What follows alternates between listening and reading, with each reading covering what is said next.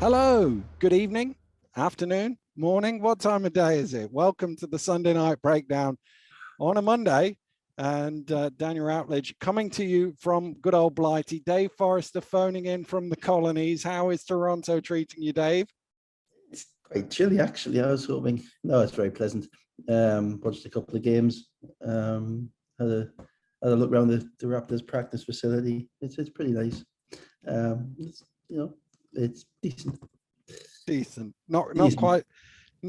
quite the Virtue Motors Arena, I suspect. Or Newcastle College or Tyne Met College, Indeed. or anything of this, or anything that any of the ex-Eagles players over the past 15 years will recognise. No, it's BBL on steroids and probably whatever is more powerful than steroids. It's crazy. But no, anyway, I also figured out it was the first time I've actually been away anywhere on my own for about 20 years. Wow. So yeah, exactly. And so I begin to realize I don't like myself now. I need to get back. So nothing says more rock and roll on a lads only holiday than doing Sunday night breakdown at 8:30 on a Monday morning. That's absolutely right, and dedicated to the craft, and Well, let's get into the action. We'll start with the European game on Wednesday night, where it finished Bahcesehir College 107, London Lions 82. That's in the first game of the second round of the got this on British Airways. Got this on British Airways Wi-Fi.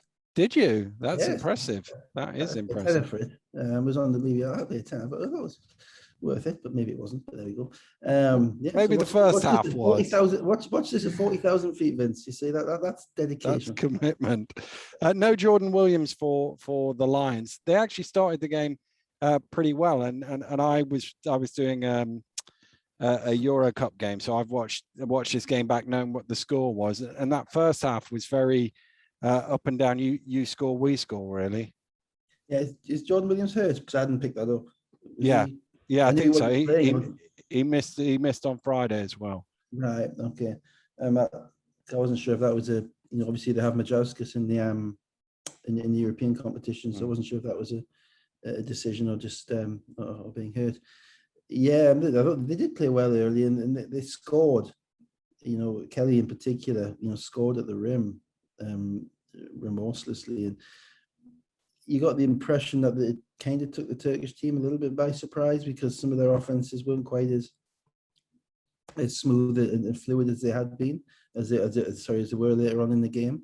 And London basically demonstrated that they have, as we all know, significant offensive talent. And I'm still not sure about Teague off the bench. At some point, as the talent level gets higher, as the competitive level gets higher, they may have to bite that bullet and bring him into the starting lineup with Reece. But that means shifting Williams to the 3, which means you're smaller for European competition. You would like. So that's the balance that they're trying to hit at the moment. But Teague is, my concern with Teague coming off the bench is that he almost becomes a one-man offense when he comes off the bench, because he's there he's not playing in the league games, so he's not getting that much rhythm. He's there to put up numbers because he's a highly paid ex-NBA player. He's been brought in specially for these games.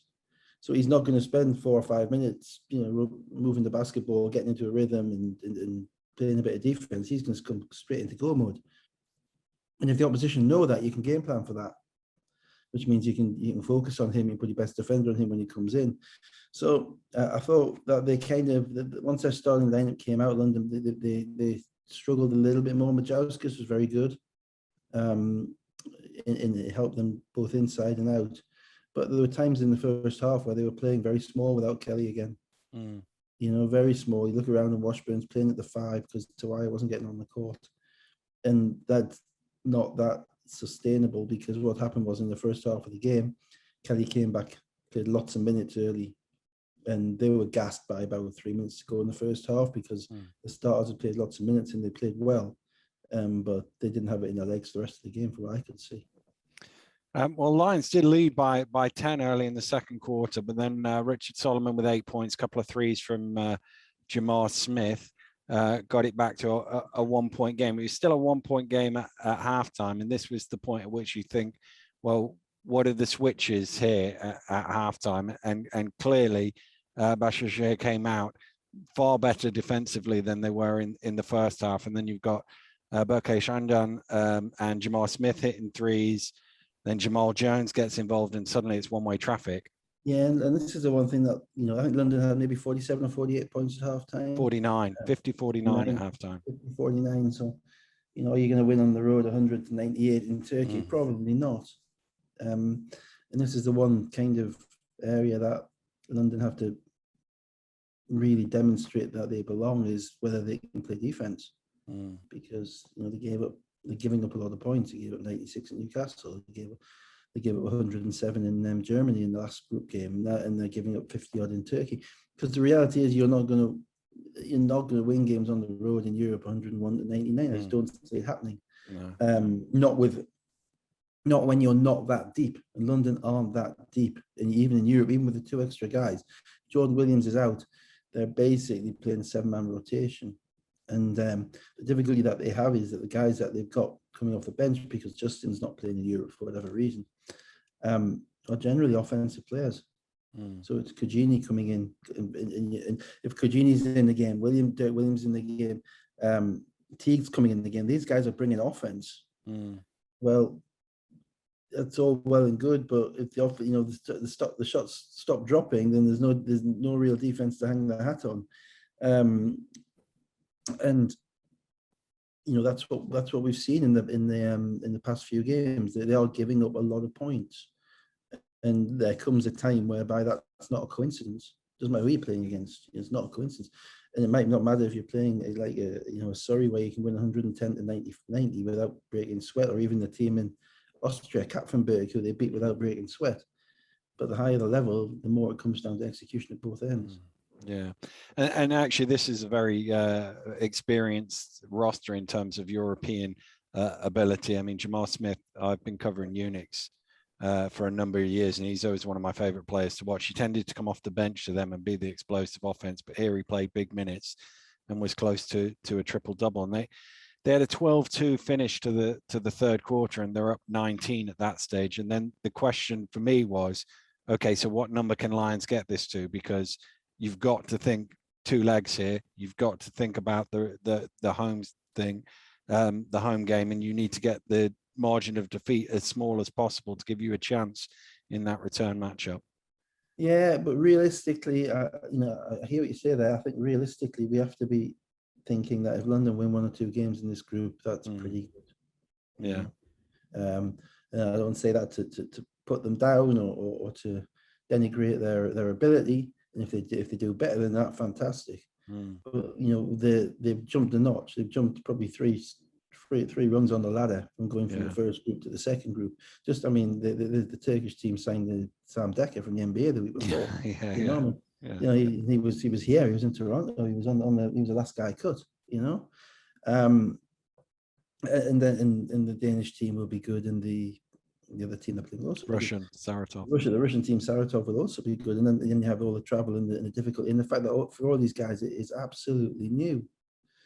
I thought, to be honest, I was wondering whether they would kind of add a player, maybe if they're really going for it, or whether they're just testing the water this year again, because I think they are deficient in probably backup, probably kind of power forward, backup centre role, because at the moment Will Neighbour's not playing, Tawaya's not playing much, if anything, in Europe. Jordan Williams is hurt. Well, that leaves you with Majauskas, Washburn, and Kelly. In reality, Majauskas and Washburn they're playing the 4, but they could easily be European 3s. So I wondered if they might bring another American, another big guy in to kind of shore them up. But they haven't, fair enough. That's if they're going to go with what they've got. And if they win, as I say, win 1 or 2 of the home games there, I think that you'd have to think that was pretty impressive.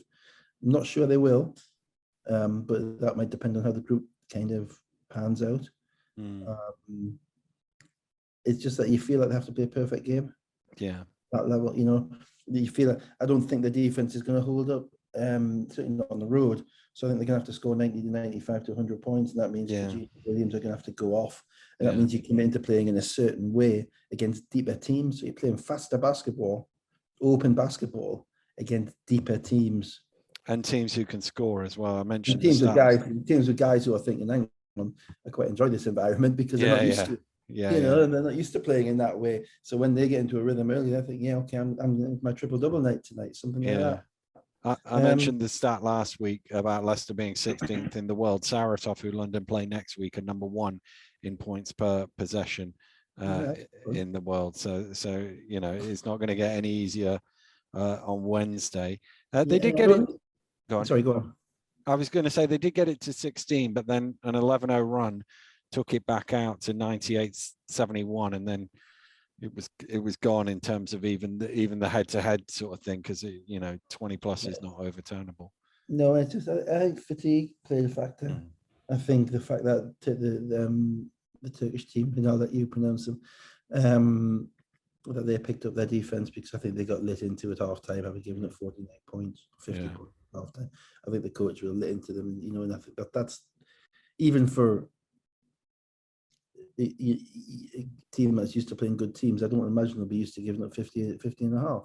There's levels of this, and I don't think they necessarily took London as seriously as they could. And Kelly had his way, but Kelly wears down a little bit.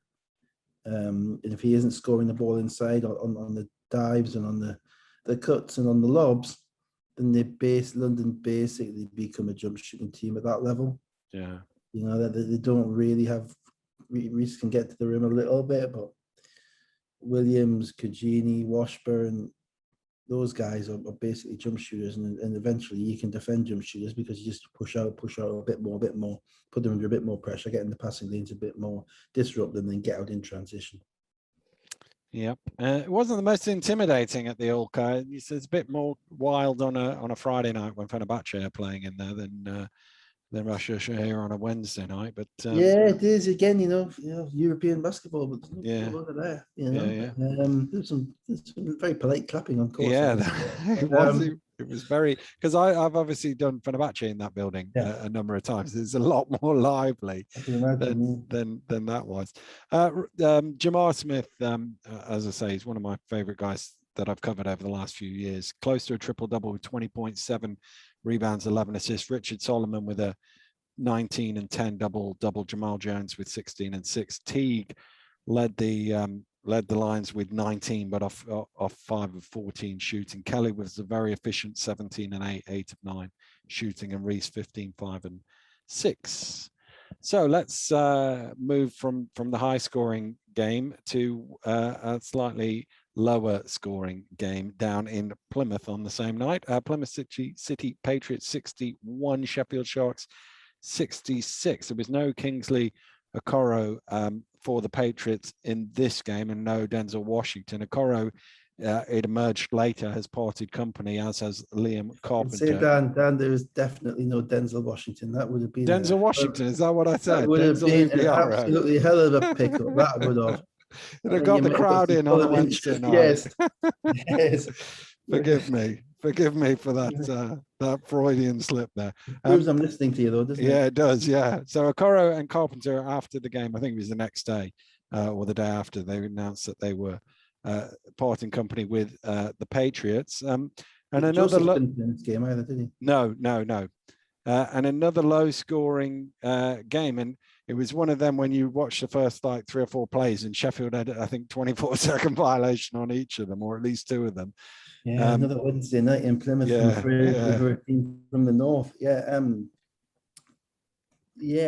watched this game back. I thought Plymouth, I thought were okay. They were together.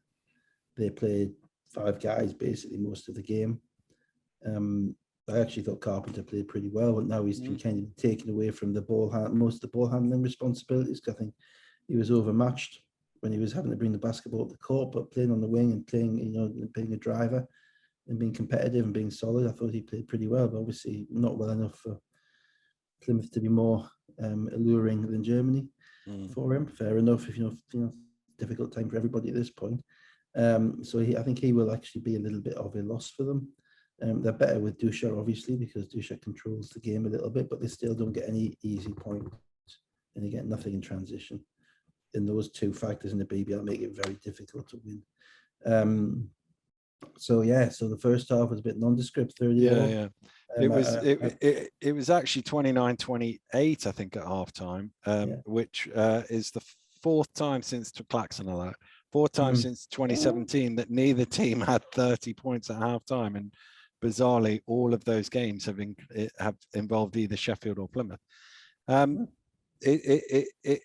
I was about to say it got a little better in the second half. I'm not sure if that was me. Well, I thought the point of difference in the game was Glasgow, because I thought he was the only guy in the game who was able to actually knock down open shots or get himself open shots. And I don't know what his numbers were at the end, but he was able to come off screens, get his 15-foot game going.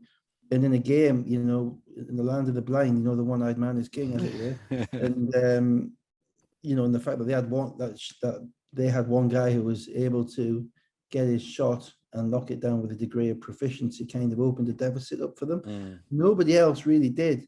Raoul Graham made some tough shots, and I think at one point he had like half their points from what I can remember.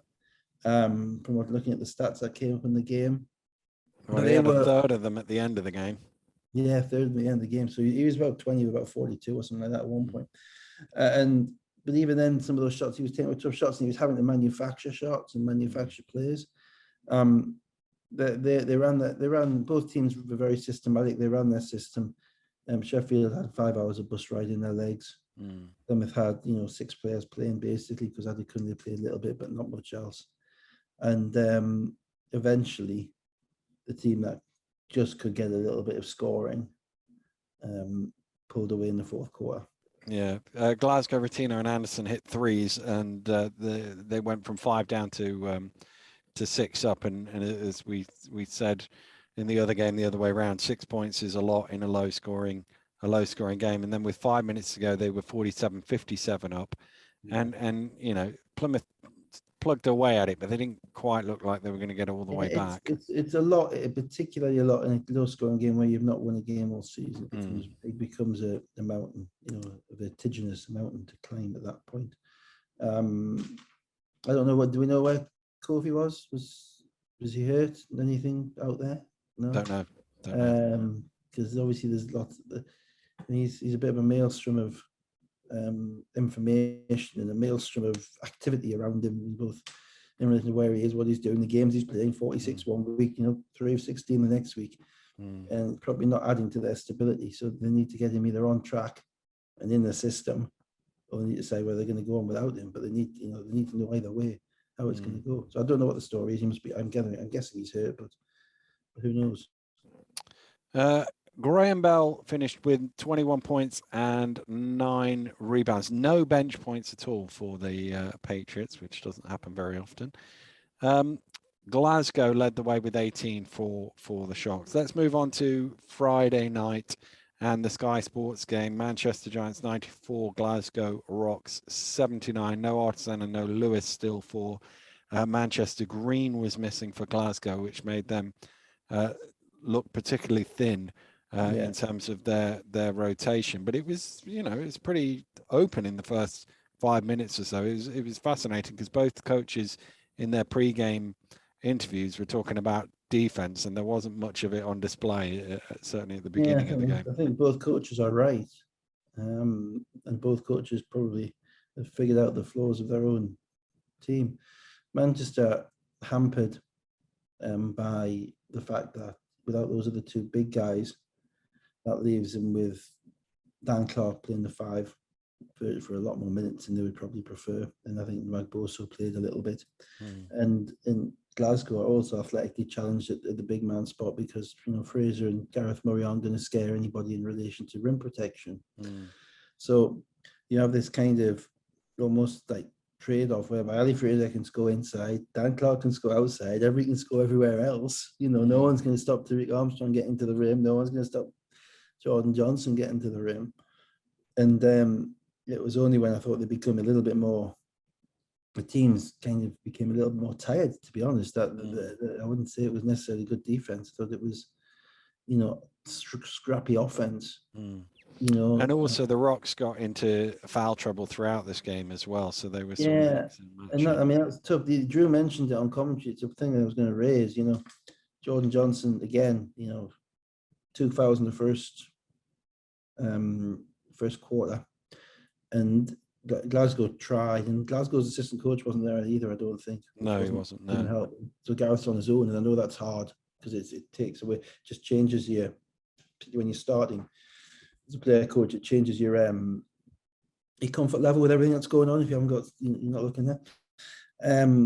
The Glasgow tried to kind of get through to the third quarter with Johnson on the bench, and they couldn't quite manage it because Manchester went on the run with about 2.5 minutes to go, and then they had to bring him back. But then you kind of got the worst of both worlds because he hasn't played, as Drew said, he hasn't played the minutes. He's out of his rhythm, so now he starts pushing a little bit more when he gets into the third quarter, in the fourth quarter to make plays. And it's something I'm getting a kind of a bit of a hobby horse about, you know, in that, you know, when you go into a game, especially when you're down on players, you should have a number in your mind as to how many minutes you want each guy to play. If you've only got 6, 7 players, you're thinking, right, okay, Jordan Johnson, you're playing 36 minutes tonight. You know, I don't care how we're going to get them. We need you 36 minutes tonight. You know, Gareth might be thinking that Tyrell Green's injured. I'm going to have to play 30 minutes tonight. Okay. Now you take a guy out at the beginning of the second quarter and sit him down for 7 minutes. He isn't playing those 36 minutes. So he isn't going to be able to do it. You actually take him away, and that's because he's got 2 fouls. Well, if he gets 3, yeah, you know, I get it. You know, you can't risk him fouling out in 20 minutes and losing his head and that type of thing.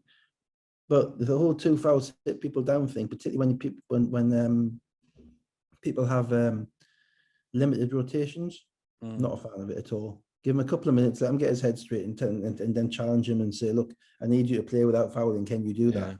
Because him playing without fouling is more, you know. And eventually they ran out of, I think it's something Kieran said in the telly as well. They ran out of shot creation without him in the game for that long. It's like a bit of elastic, you know, you can stretch it, but eventually there's a time whereby it slaps back. And I used to play a lot with elastic, as you can tell.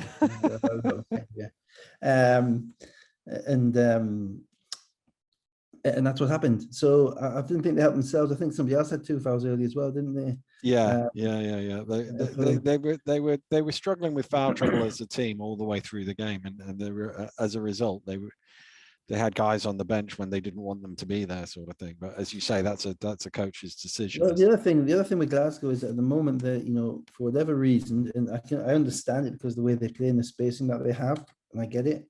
They don't play Jack Donnelly and Fraser together. You know, it's a little bit like the Nelson Henry and Walker thing or whatever at Leicester. They only ever play separately, and Fraser is guy who's been playing very well offensively, gives up a little bit defensively, but playing very well offensively. So he's playing the bulk of the minutes. So whilst they have, like, without Green, they have Bunyan, Malcolm, Jack Domi off the bench. Jack Domi isn't playing much. And they are defensively challenged, athletically wise, because the only guy who's any form of rim protection is Harris. But Harris is a guard, so you're kind of lucky if he's down there. It's not by design. And that's meaning that on the road in particular, when they're getting into scoring races, they're struggling. They're struggling to defend, and they got killed at Leicester on the offensive glass. You know, so they you know, and the one guy, obviously earlier on this season, they had many who was longer, more athletic, more of a shot changer, shot blocker. They haven't really got anything meaningful out of Green yet. He looks like he's a shooter, but he's more of a solid guy as opposed to a rim protector. And on the road, eventually, you struggle. You know, that this is comes back down to the scoring rate. You know, you get to 95 on the road, they're going to lose. Yeah. Well, they did get it to 5 in the third quarter, but then Saunders and McKnight threes took it out to 11, and with the foul trouble, they never really looked like they were going to get back into it in the fourth quarter. I mean, Manchester had the ability, the comfort of playing at home. They got some good minutes out of Hudson. They got some good minutes out of Ragboso. And, you know, role players generally play better at home. That's always been the cliche, but generally most cliches are true. You know, that's why they're cliches. And Manchester did well out of that. They didn't get a great game out of McKnight, but Jamel Anderson is their probably, even ahead of Dan Clark, he's probably their most important player because he makes the right play, he runs in transition, and he plays defense. And they've probably got to do a slightly better job of weaponizing Jamel in relation to his defense as to where he needs to go. I was surprised. I don't know. Maybe I missed it because I watched the game back, but I didn't watch it overly carefully. But I was surprised he didn't have a little go at Ali Fraser at some point. One of the 2 games over the weekend, and you play Jamel as like a small ball 5. And see how it goes. I think they'd be a tough team to guard doing that. Whether they could do that. I mean, it's ridiculous. It's a silly thing to say because they've got Rodboso, Dan Clark, Artisan, and Lewis. So it's never going to happen the rest of the season. Yeah. You know, but their defense is again their problem as well. But at home, you can just about get over it. On the road, it's harder. Armstrong, 21 points, 9 assists. Anderson, you mentioned him, 11.7 rebounds, 4 steals as well. Clark had a double-double, 17 points off turnovers as well. That's the thing. They do run, to be fair. Both teams run, actually. For Glasgow, it's kind of Harris and Johnson are one-man fast breaks. Take turns. For Manchester, the wings tend to run, you know, so Anderson and McKnight tend to run, and Armstrong is kind of pushing the basketball. And Steele and Whelan obviously are always running. So it doesn't surprise me about that. But again, you know, if teams are scoring in transition, that's great. But then the question is, where's transition defense? Stop that. Yeah. Neither team did a great job either.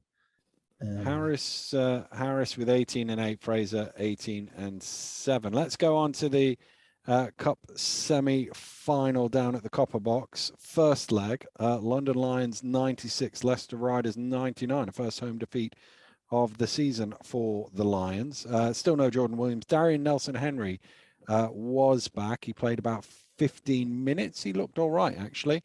This was, I don't know how much you've seen of this game, Dave, because it never came back on BBL Player. It wasn't it's a magic trick, isn't it? It's a disappearing game, isn't it? Yeah. Vince is probably pretending it never happened. Well, I did manage to find it on the Synergy app, but it was from the robot cameras that they have at Copperbox. So it's almost like you're looking vertically down on it, which is interesting. And on my phone, because I couldn't get the app on the laptop. Been a decent bit. For my sins, I was watching a different game live. We'll get to that later. And I watched, actually, I caught the last 2 minutes of this game live. So I've got a few words on how London butchered the end of the game. But there's been quite a bit of coverage on social media, so you have to pick a little bit here and there of what happened, and you know, the stat sheet tends to tell the story as well. Well, let's start with the stat sheet, because the starting 5 for the London Lions was Reece Robinson, Dirk Williams, Kujini, and Kelly, which I'm 99.9% sure they haven't started that lineup before this season. Yeah, great. It's really quite interesting because it's you take your one guy who's a defensive stopper and you take him out the starting lineup, which kind of is intriguing to me. I don't know if I don't think he was hurt because he played 30 minutes, Washburn. And you are basically saying, right, we're going to spread the floor and we're going to score. I mean, that's a scoring lineup. You're playing Kujini at the 4. And I think you can probably do that against Leicester because, you know, I've talked about how you have to defend Loving as a guard. And Loving, you know, so Loving is the 4, but he's not really going to go down and post you up. No reason why Dirk Williams can't defend Jordan Whelan, although no one seemed to try to. Sorry, Patrick Whelan, beg your pardon. Patrick Whelan, yeah. My fault, Jordan. Sorry, Patrick, my fault. The 2 guards can match up. Jackson's got a bit of a size advantage in relation to Reece, but so be it. Jackson doesn't post up either. So it's all, it kind of works as balancing them out. But it really commits you. It's like planting your cards down in the middle of the table and saying, "This is what we are. This is what we're going to do." Yeah. And for a team that's been struggling defensively, I'm not sure removing your best defender from the starting lineup is a move I would take. And that is probably. I mean, who knows? They're playing tons of games. They got back a day before. There's all sorts of stuff going on. I can't. And I don't think there's any problem with it because Washburn seems like an extremely coachable guy. I don't think that'd be a problem. But on a strategic element, it kind of sets you up for that kind of, okay, we're going to match you up and we're going to have a shootout. And if I'd seen those lineups, I think I would have been on the over as opposed to on the under in relation to the point. And that was kind of how it went. Interestingly, the one guy who can post up in the starting lineups either way was Mo Walker, and Leicester did look to go to him early on. That's what got them sort of 6 points up. But largely, we've talked about Kelly before, haven't we? About his strength being blocking shots on the screen and roll, but his weakness being big bodies getting into him and getting to the front of the rim and being able to score on them. And Defoe had success against him that way, and Walker's now had success on multiple occasions that way. And interestingly, Leicester got in front, but it was broadly score for score after that. Leicester sort of stayed, I don't know, 3 to 7 points ahead. All the way to halftime. But again, the halftime score is 48-55. So this is a full-on scoring race here. And we've talked about Leicester's efficiency in terms of points per possession. They don't come up empty too often. No. Particularly when they're shooting the ball well. And probably the guy that wasn't on the scouting report was Patrick Whelan. As much as any of the other guys, Loving is on the scouting report. Jackson we've talked about. Whelan has been kind of in and out of some games where he's not really got many looks.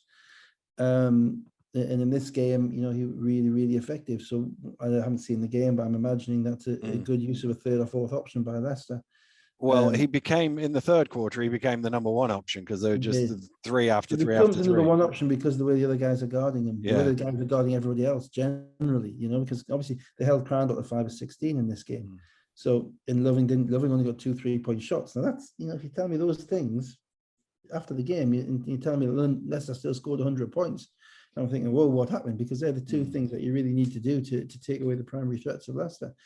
And they did that, but then, those other guys, Rob doesn't generally have guys on the court who can't shoot, not unless at the centre, not unless at the 5. And getting to the point of not shooting, it's to even say not shooting very well, and so I think if you give those guys standstill 3-point shots, they're going to knock them down. But London, of course, are the same. And to get to the point whereby Leicester have 88 points with 12 minutes to go is nuts. I mean, in a cup semi-final where you should be fighting and clawing, albeit the first leg of a cup semi-final is a bit like kissing your sister, So Leicester had a sorry, sis. Before we get to that, Leicester had a 15-0 run, which opened it out to 77-56. Much of it, they were getting out in transition. Lions turnovers, Lions missed shots. I mean, I'm sure you've seen the classic one, which has been all over social media with Nelson Henry keeping it in bounds and Gino being Gino, and then Loving following with the dunk. And Leicester were, as you say, running right at that point. Then both teams were hitting threes, and we get to the 88 points you just talked about, 65-88 with 12 minutes to go, which was the biggest lead of the game. And this was always a dangerous game for London because, this is Leicester. It's not Leicester's season, but this is Leicester's focus. This game is Leicester's focus probably for the last fortnight. It's not London's focus for the last fortnight. London were in Turkey on Wednesday. They're in Newcastle on Friday. They played Manchester on Sunday. Their schedule is immensely difficult, probably because of their success in Europe. Fair enough, you can't knock it, but that made it difficult, and also the fact that it was a first leg, which meant that technically they couldn't lose in the players' minds. It's a first leg, whatever. Meant that it was a very dangerous game because that's the type of game where you can lose, you can get blown out, because all the stars are aligned, and that's interestingly the point at which it changed. Vince went with Lockhart, Tawia, and Robinson, 3 guys who've been around the league for a while and sort of get this, understand what it means, and that was the point they cut it down to. It was down to about 15 at that point. And S2 played some defense. I don't know who missed the shots. I don't know what I noticed from Leicester. I don't know if it was Leicester's bench which struggled. I know Mackenzie only played 5 minutes, so I'm imagining that he didn't look too good on the court. Adekoya, without the centre minutes to play, only had 11 minutes, so maybe he wasn't in much of a rhythm. I don't like to speculate on this stuff because I didn't see it, so I wouldn't talk too much about it. But anyway, that kind of looking after the basketball and playing defense and getting back one possession at a time, that's what Dre and Justin are going to do. They're going to claw. And with 5 minutes to play, 5 minutes to play, Leicester was still up 16 at that point. Loving got his 4th foul and sits down. And then suddenly Cugini hits some threes. It's down to single figures. Riders had some decent looks, but weren't able to make them, miss some free throws as well. You know, you have so many times been in games where we used to generally, if you had to have the first leg away, you would just look at the clock after about 28, 30 minutes. You just say, I want to be out of here. You might be up 1, you might be up 3, you might be up 5, you might be down 2. I just want this game. How do I get this game over? Yeah. I want this game over. You just take whatever the score is going to be and just get out of that. That's worse when you're up 20 on the road, because you're desperately trying to figure out. It's difficult because you can be pretty, you know, if you're up in a normal game and you're up 20 or 23, you can be pretty controlling of the game scenarios that are going on in relation to who you have in the game. Do you keep your starters in the game a little bit longer just to finish the game off, so you maybe can get up to 30? Do you play a guy when he's got 4 fouls, because ultimately, you know, you can put the game away and you're not going to have to worry about the fourth quarter? You can't do that in two-legged basketball. In two-legged basketball, it's like, you know, the worst thing in the world I found was kind of what happened to Leicester here, whereby the other team comes into the second leg thinking, well, we got away with one there, and they're flying. Yeah. You know, I remember going back to Metro Radio Arena days with Newcastle and Tony G and Everton Tigers. Newcastle, and there was, I think, we won the league with Drew Sullivan and co, up like 23 with like 6 minutes to go, and you know it's down to 5. And Olu Babalola made a 3 on the buzzer. It was a 7-point game at the end, and you're totally deflated. Yeah. The one thing I wonder about it, you've got to try and prepare. The one thing I wonder about that is, because the second leg is not for another 2.5 weeks, as to whether that sort of takes that momentum works like for Manchester and Glasgow. They'll play again on Wednesday. It's sort of a few days later. No, I agree with you. Absolutely. I think it is a saving grace for Leicester, that situation, because you know London come out flying. If they're London are playing them again on Sunday. London come out flying, and you know it's 10-0, and suddenly you've gone from a point of absolute domination to a point of like, where are we? You know. Yeah. So I think that does help Leicester, but it's intriguing because everything's different in the fourth. If it's a close game in the first leg, it's all you just play it the same. Yeah. Right? But if you're up a lot or if you're down a lot, it's totally different as a coach, as a mindset, because you have to look at your timeouts, not in relation to helping you play the game, but to making sure you're allowing you to kind of spell the players, because you want them, you want them fresh at the end. You know, you don't have your best players in the game if you're winning by 16 with 4 minutes to go normally. Maybe London, Leicester would. But in this game, you do. So you don't want to have played them all the way through. I always used to find it fascinating. I always used to quite enjoy it, actually. I don't think Flynn knew what the hell I was doing of trying to figure it all out. It was so different. It was such a change.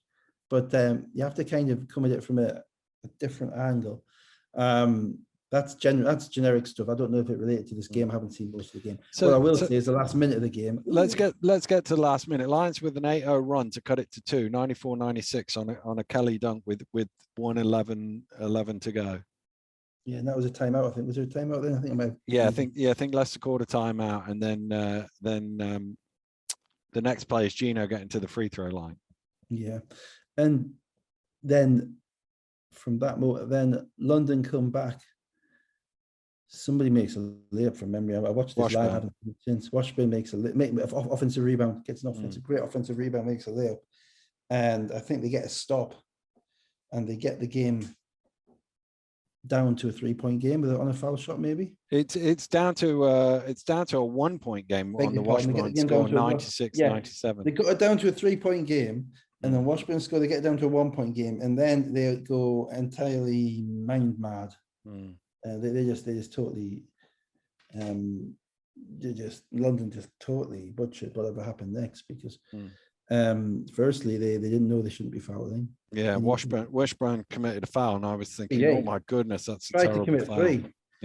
Tried to commit 3, you know, and you're thinking, well, you know, you can't foul in that situation. You're down, you've got down to 1. You just get a stop and you get out of the gym, and everybody's happy, you know. So you're giving them points. Then Reese comes down after giving them points. Then Reese comes down the court and chucks up after a timeout as well. Reese comes down the court and chucks up a horrible 3, which it's an air ball, and it's horrible 3 because there's still time on the clock. Yeah, and you don't need 3. You need a 3 in a normal game to tie, but you don't need a 3 in this game. You need a score, preferably on the buzzer. Yeah, right? And so that clearly had not permeated his brain. That just had not gone in. You know? And then Leicester get another Leicester get a chance to take it to a 5 or 6 point game. London played actually decent defense on that. Yeah. But I'm looking at thinking, and Nigel was, whoever's on commentary was talking about, maybe they don't quite understand the two-legged thing. Look, Howie, come on. 5 coaches on the sideline there. Yeah. Come on. You cannot be fouling that situation. You cannot be chucking up that shot. And you look back at the numbers in that game. That's a 3-point game. And if Leicester had scored again, that'd be a 5-point game. And if they win by 4, that obviously it's common sense. If they win by 4, they lose. Or win by 2, they lose. And that's all because of that stupid foul. Because they didn't understand what they were doing. They didn't understand the competition they were playing in. And in professional sport at high level, fine margins are everything.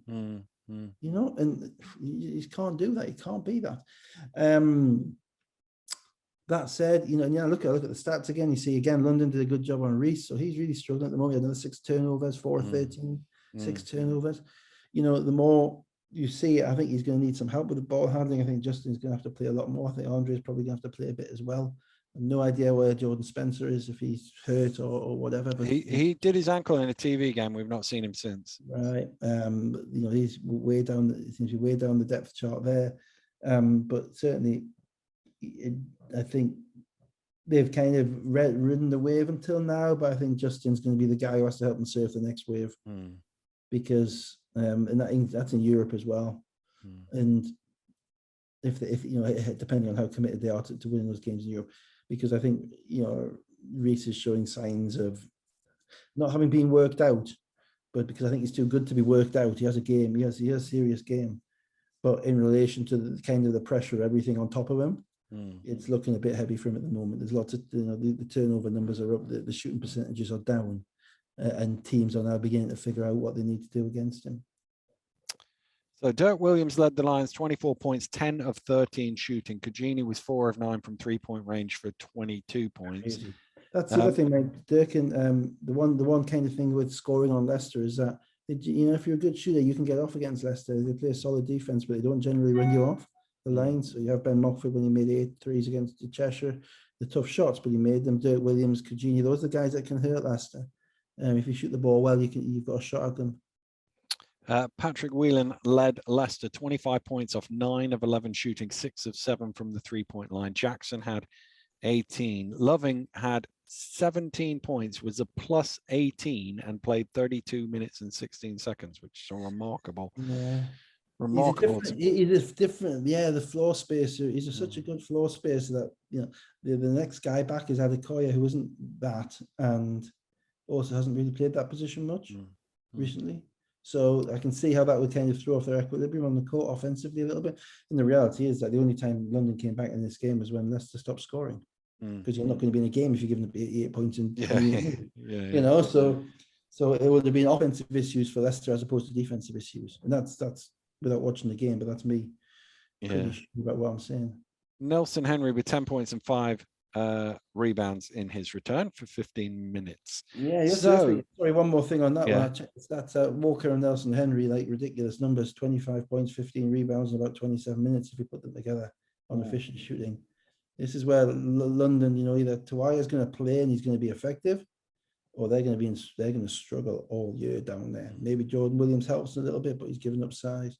But they got to find something which can deal with that, because in the big games, you can't run if you're picking the ball out the basket and someone's and they've shot it from 2 feet. Let's get to the game I'm looking most forward to hearing you talk about. Newcastle Eagles 55, Bristol Flyers 73. No Sayers, no Johnson Thompson for Newcastle, no Miller and Rogers for Flyers, and actually it didn't start very well for Bristol. They were 15-5 down after 5 minutes. Evans had a couple of early fouls, and again, watching this back, knowing what the score is, you're thinking, how is what transpires follow this first 5 minutes? Well, when I was growing up, I was always told if you've got nothing good to say. That doesn't work on a podcast. That doesn't work on a podcast, though, does it? So we'll just have 2 minutes of respectful silence, shall we?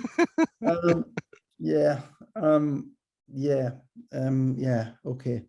You have to, firstly, yes. Yeah, right. Okay. Just saying words doesn't count. No, it doesn't.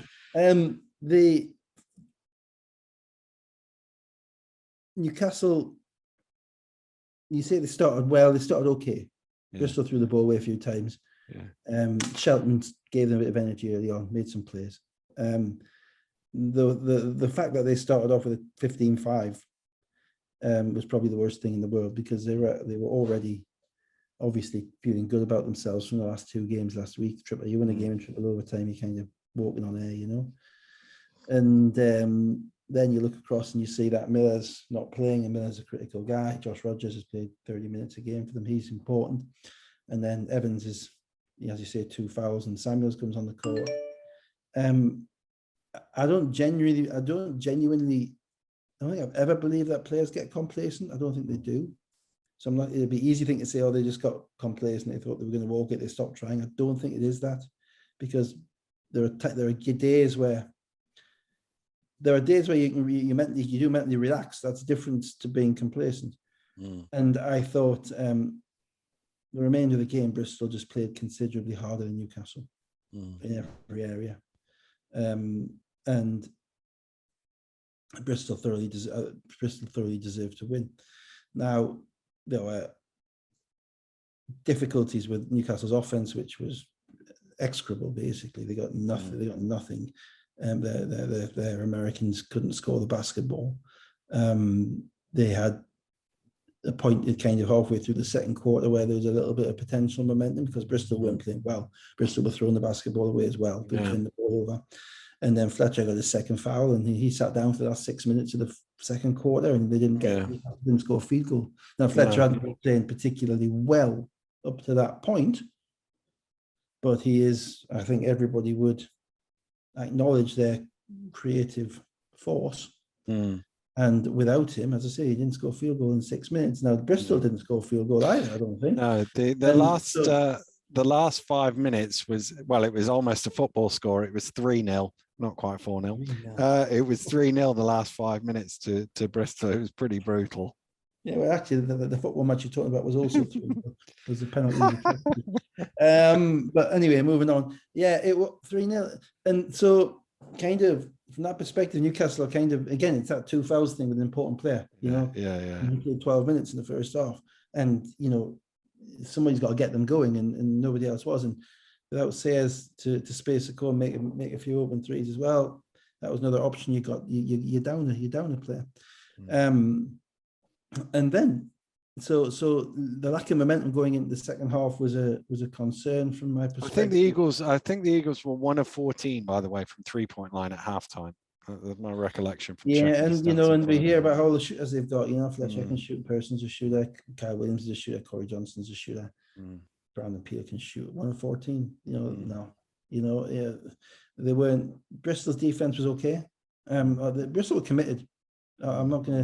I don't want this to be kind of a soliloquy about Newcastle's frailties or flaws, because I thought Bristol thoroughly deserved play. They were playing down players as well. Their American was on the bench, Evans as well.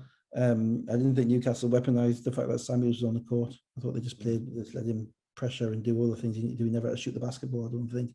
And if, you know, I think I'd have had my guy standing 4 feet off him to see if he could make a shot and challenge him to beat you. But that's kind of peripheral things. You know, ultimately they have to execute, and they didn't have any momentum going in. Neither team had any momentum going into the third quarter, but Bristol were playing harder. And so Newcastle couldn't finish at the rim, they couldn't make threes, and the team that played harder basically just wore them down. Peele really struggled. Delpesh could finish at the rim. He had 6 in a 14-2 start by the Flyers, and suddenly it's 31-49, which we talked about, the difference in scale in a low-scoring game. Low scoring, yeah, and I mean Newcastle's starting 5 since Peele came into it has been problematic, because you know the game against London, the game against Sheffield, you saw on the Sky where they really got blown out in the first and the third quarter. The game against London were up 20-10, I think, before the bench came in. Albeit at the end of the third quarter, it turned around. So there is in this game as well, I mean, they started off all right, but I didn't think they were great in the first quarter. And then the third quarter, they just basically self-combusted. And the disappointing thing was obviously I'm watching it 3,500 miles away, that there wasn't at any point any prospect you could see of of the game turning or of a different strategy or I don't know if there was just playing harder. I don't know what you do. But Bristol, Dalpesh played hard, rebounded the ball. Thomas Edwards rebounded the ball. Defensively, they were physical, good for them. They played good physical defense. Evans was all right, but nothing special. Jacob was, I like Jacob. Jacob was solid, nothing special. They didn't have to play brilliant. They didn't have to play their best offensive basketball. And to be held to 55 in your own flow after you scored 96 on a Euro Cup team, they're going to have to ask some questions, figure out what was going on. Well, it actually tied the third lowest Eagles score at home. Obviously, you weren't there. I was trying to work out whether you would have been at the other three. I feel like you would. So January go on, yeah, go on. January 2006, 55-81 against the Rocks. Glasgow. Yeah. That was January the 13th. I only wrote the month down. I didn't write the date. January the 13th because I got married on January the 14th. Right. And that was in a castle in Northumberland at Matford. Yeah. Lovely place, very expensive now, but lovely place. Yeah. And that was quote marks Stag Do. Stag Do. And we did. And we went down there, and if I remember, they stitched me up on the kit dash as well. They had me do the kit dash. Oh, right. But sewed up the shorts so you couldn't get your foot through them. So that is the truth. Yeah. And I say a stag do. There's a bunch of people. All the lasses were at the hotel, making themselves all that stuff. Yeah. We came down there, but the Eagles were playing without TJ and Jeremy that night. Okay. Which is why they lost to 81-55 to Glasgow. So I do actually remember that game relatively well. Yeah, actually, it was at the arena. Yeah. So December 1991, 51-80 against Birmingham Bullets. Is that Sunderland? Yeah, Sunderland. Yeah. That Sunderland team wasn't. It was the year after the Bucknell team. Yeah, so that could be any week that year. I'm afraid. So the lowest was a few weeks earlier in September 91 against Worthing Bears, 50-94. I remember the first game of that season. They got beat 100-36 by Worthing because I checked the score on CFAX. Yeah. And then didn't Dougie have like about 20 of the 36 as well? Kenny did. Oh, Kenny. Kenny Nottage had about 20, and Dougie had the rest. And to be fair, they weren't ready. They were pretty good. But they got better a little bit, but that was a tough year. Yeah. So Johnson 13 was the leading scorer. Interestingly, some of the shooting numbers I've done. Johnson was 5 of 14, Williams 5 of 15, Person 2 of 13, Fletcher 1 of 7. They were 21 of 68 and 5 of 21 from 3 overall. And they played with no pace. They got even when they got stops, they got nothing in transition. They got nothing easy. And it has to be somebody other than it can't be. And they had 6 minutes, as I say, without Fletcher on the court for the other guys to step up and make plays, and no one did. No. And it can't be if they're going to rely on, Fletcher every game and Defoe every game, then they're going to end up in trouble. Yeah. Jacob 20 and 13, Simmons 14 and 9, Delpesh 11 and 13 rebounds. Thomas Edwards almost had a double 9-11. The key, I was just about to say the key stat for me: 39-58 in the rebounding and 18-46 in the points in the paint. The points in the paint, but 18 points in the paint. Given that you've got a team which has guys who can drive the ball and guys who can score the ball inside. Given that they had about 60 against London. 18 points in the paint. I mean, rebounding, you're going to give up a lot more defensive rebounds because you can't make a shot. But 18-46 points in the paint, that's unsurvivable. It was indeed unsurvivable. Let's move on to the one game on Sunday, which was part 2 of the trilogy between Glasgow and Manchester. And this was a cup semi-final first leg. Glasgow 102, Manchester 92. Green was back for the Rocks, but not for long. Essentially, they ran with the same lineup, and actually the Rock starters played 183 of the 200 minutes. They did not rotate very much at all, Glasgow. This is why these cup games when they really matter, they really give you an insight into the minds of the coaches. As I pointed out with Leicester, with McKenzie only playing 5 minutes, Alakoya only playing 10 minutes, with Glasgow, their bench basically untrustable as far as Gareth is concerned. Green played 3 or 4 minutes in the second quarter, and I like that, because you have to be decisive. It's not equal opportunities. It's not under 15s. No. People don't remember 10 years on, who if some poor sod only played 6 minutes when he should have played 15. They remember if you won the cup. Yeah. And so this is an argument I used to have regularly with Flanoy when he was telling me why he needed to play 42 minutes of every game. But seriously, you have to be utterly ruthless. You have to win every possession. That's the way you have to be. Now, this game was just a rinse and repeat of the last game that I could see, except that it was on a different floor. Yeah. And we all know what happened to scoring races on the home court's floor. Yeah. And I thought I was disappointed. I'll be honest, I was disappointed in the game, and that's weird because it's 102-92, and everybody. I was disappointed because I was expecting the second game in teams to at least take something away. From what you say as a coach, I don't expect Armstrong to make layup after layup after layup. Please make him make 3 or 4 threes. And he can shoot, no question, but you can step off him a little bit and see if he's going to make them first. You got to make. If you keep doing the same thing, he's going to keep getting to the rim making layups. And I appreciate it's not that easy because Dan Clark's setting the screen, but you can go under a couple of screens and test him out. No, it didn't happen. He just got to the rim. For Glasgow, also the Dan Clark 3-point situation, very difficult because it was almost like there was kind of an omerta between the two teams in that, okay, Ali, you're going to guard Dan, and Dan, you're going to guard Ali. Or alternatively, Ali, you're not going to guard Dan, and Dan, you're not going to guard Ali. Because Ali Fraser went off for 20 points in the first half, and Dan Clark got any shot he wanted in the first half. Yeah. And I'm thinking somebody, so both coaches, I think, and Lloyd was a bit antsy in the first half. He got it in the first few minutes of this game because it was a cup semi-final, and he got a couple of warnings and that type of thing. But both coaches, it seemed to me, prioritized offense over defense, which is fine. That's what they can, that is, Manchester probably less choice because they don't have the bench, don't have the extra height of Lewis and Artisan, and Magbosa really wasn't going to play much in that game. So really they're kind of stuck with Clark at the 5. For Glasgow, Jack Domi didn't come in until like 2 minutes to go in the third quarter. So he's a guy who, he's kind of, there's times when you understand why that is, and there's times when he comes on, you think this guy should be starting and averaging 20 and 10. And it can't be easy for him because he does have a degree of talent, but not to get on the court because Ali Fraser's playing the first 20 minutes because Ali Fraser's killing at the other end, means that you kind of lose what he can give you.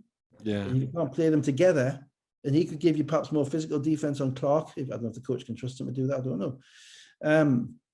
So they kind of lose him.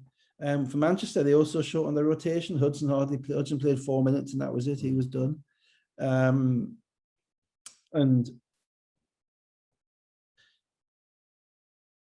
it was very much, a game whereby you could see how it was going to go. I'll be honest. Hillsman was a big difference in the basketball game, but everybody ultimately was confident. And when everybody is confident, generally the home team wins. That's general. The numbers favour the home team winning by 8 or 9 or 10, and that's what happened. Let's spin it forward then. So basically, it was you score, we score at the start, and then there was a spell where, for every Manchester score, the Rocks made 2, and they got out to 10, and then Giants had a 21-4 run in 4 minutes. When the Rocks stopped scoring, and then late in the third quarter, the Rocks got to the line quite a bit, got a 12-0 run, and went up 9, and it was just wavered, didn't it? The discipline just wavered. They were talking a little bit. Technicals. Saunders ended up getting disqualified on a second technical with 5 minutes to go.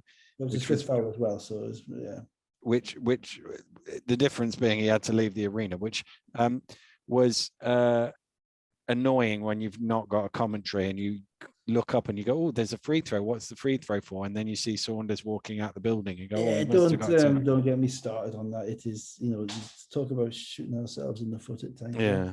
Particularly So when the announcer in the arena doesn't actually happen to know the name of any of the players either. That doesn't help. I tweeted out with about 4 minutes to go, and it was a 10-point game. And I was looking at the Giants roster, and to be fair, there's not a ton of BBL experience on the Rocks team, but there was. You've got Murray and Fraser on the court. Yeah. And Bunyan, he didn't play much, but he's there as well. But I was wondering how Manchester might play the last 4 minutes down 10, because that's the one where if you don't really get the two-legged system, you can lose it in 4 mad minutes trying to get back into the game as if it's a 40-minute game. I think you can, but my view on that was actually, I saw that tweet, my view on that was going to be, well, they're scoring. They're going to score. It was a situation where they were getting frustrated or they were taking out what they're doing, whereby they might lose the discipline, chuck up bad shots. They were getting good shots the entire game. They did get it to 5 at 95-90 with 1:45 to go. And this, to your point of the Leicester-London game, that's the point where you just want the clock to tick there. You'll take 5 points from that position. I think Dan Clark then missed an open 3. They got good shots all the way. Yeah. So you didn't the generally meltdown potential, and it's always fun watching first leg meltdowns. And meltdown potential comes from teams who are out of rhythm, players who are getting frustrated. Now that happened a little bit with Will Saunders because he didn't get a couple of calls, but it wasn't the situation with the whole team. I mean, I think they ran a play maybe out of a timeout, in the last minute of the game, and Armstrong, maybe the last play of the game, last score of the game, maybe Armstrong just went and got a left-hand layup. Yeah, he did. Yeah. Armstrong, I don't know how many times they played each other this year, right? Yeah. But Armstrong's done that in every single game. And I'm just thinking, at no point did Glasgow able to take that away either by their perimeter defense or by having any rim protection. So, as you say, in the last minute or two, they did get some good looks. There was a block by Fraser on Clark as well, but the rest of them were decent shots that they haven't knocked down. And even the block by Fraser was Clark going to the rim, So another day that's a foul. It's still, you're not going to get overly frustrated by that. And they didn't knock him down; they just ran out. And that generally happens on the road as opposed to at home. You knock down the shots at home when you've got the crowd behind you and you've got your legs. On the road, you struggle at the end. So they got it to 10. I'm conflicted as to who'll win this game. Really, because both teams are so disappointing on the road. This is not much more than the 50-50 game, I don't think. Yeah, this is the interesting thing because I looked it up. And teams that win the first leg by double figures are 66-6 winning, but I wouldn't fancy those odds. This is 11-1. No, certainly not. Because of the way these teams can score, 10 points is 3 minutes. But I'm also a great believer in kind of fate, basketball fate and karma and all that stuff. And what Gareth pulled at the fourth in the overtime against Bristol in the quarterfinal, to get them through to that. Yeah. That kind of thing. I was thinking at that point, this is going to be, this is their year. I've seen this type of thing before that it's their year. They're going to get to the final. I don't think they're going to win it, but they're going to get to the final. So I'm dealing with that karma type of thing as well. If I'm guessing, I think overtime. Interesting. You see, I always think that, and I have no statistical evidence for it. I always think 6 is kind of a magic number, and that under 6 away in the first leg gives you a decent shot at it, and over 6 is a bit much, and 10 is a lot. But problem is that Glasgow are so dependent on shots being made. Yeah, because they aren't a physical defensive team. They run better at home than they do on the road. And they need to make shots. And I don't know if their guys, particularly Harris, Hillsman, Malcolm, Green, if he's playing, are going to make shots in that game, because if they don't score 80, they're not going through. I think they might need 85 to be might need honest. 85.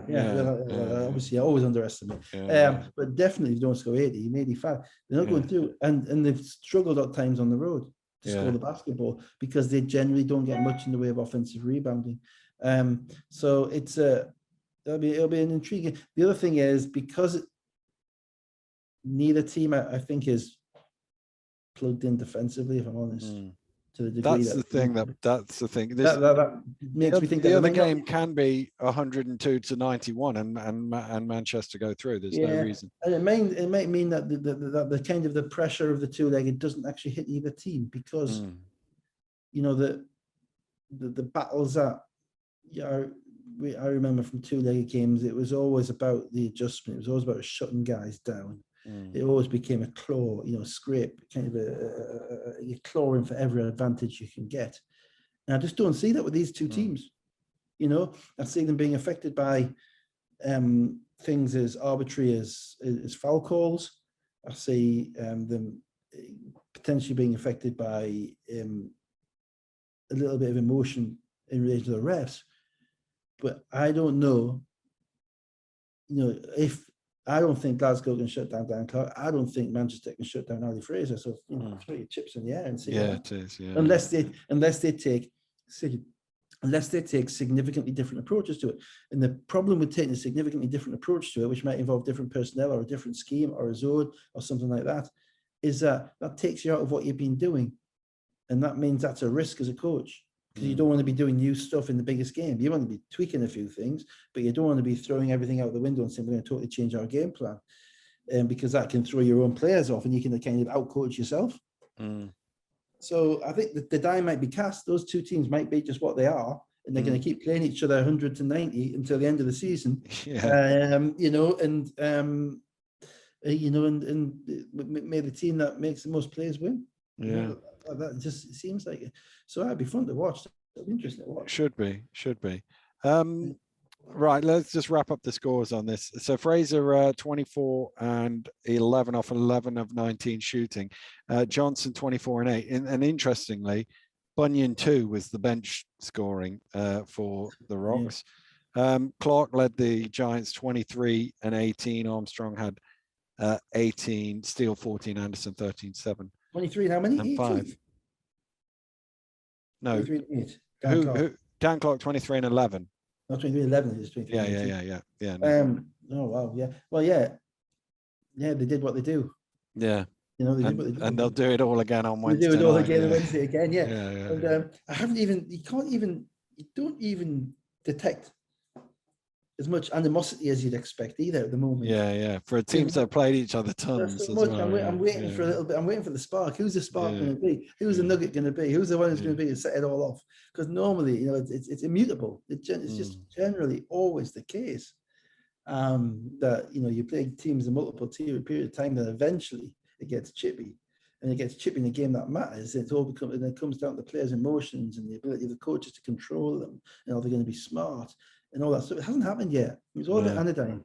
They're all a bit kind of samey. So I hope they get for the neutrals perspective. I hope it gets a bit chippy. I much prefer it with 75 to 70 then. Yeah, I can't see it somehow. No, neither can I. Anyway, it's all basketball. I'm out of touch. Let's be honest. Yeah. 3 years gone, out of touch. The game's moved on. Yeah. It must be time for pancakes and real maple syrup for you, is it? Yeah, actually, depends what I can find out there. It's a bit cool to go outside though, I don't know. We'll see. There's a nice little muffin place just around the corner. Okay. So I'll see. Okay. But no, what time is it? It's 9:30 in Canada. I'm just gonna get in a little bit of curling before I go home. Nice. Bit of hockey as well. Oh no, too violent. Go knock your teeth out. Yeah, unlikely. No, it's fun. It's fun actually. I'm glad the internet held up. Well, indeed. So am I. So let's wrap it up while it's still there. Are you back by next Sunday? We haven't. Oh, happily, I'm back tomorrow. Yeah. Oh, yeah. I okay. can't stretch this any longer. I mean, I know how well the country's running at the moment, so I need to get a piece of that. It's true. Get back in while you still can. Yeah, I'm gonna try and parachute into a booster clinic. From 500 feet above Newcastle Airport. It's probably my only chance. Right, Yeah. before we get into politics, let's call it a day there. Dave and I will be back in the same country next Sunday night. Have a great week. We'll see you next week. Goodbye.